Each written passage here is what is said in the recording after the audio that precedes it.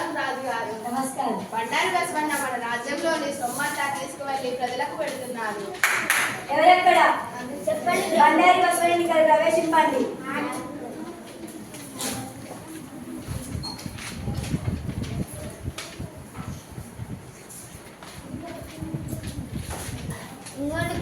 బండారు బసవన్న, ఏంటిది? నిన్ను ఎవరేమి అనలేదని ఇంత దుస్సాహసానికి వడికట్టావా? ఇతరుల ధనాన్ని ఎందుకు అపహరిస్తున్నావు?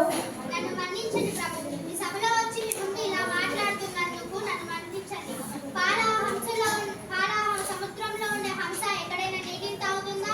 మామిడి పండ్లు తినే చిలక ఎక్కడైనా మరుగు చెట్టు పండ్లను తింటుందా? అట్లాంటిది అపరాధాన్ని నేను ఎలా తీసుకుంటున్నాను అనుకుంటున్నారు? నేను శివుని భక్తుణ్ణి.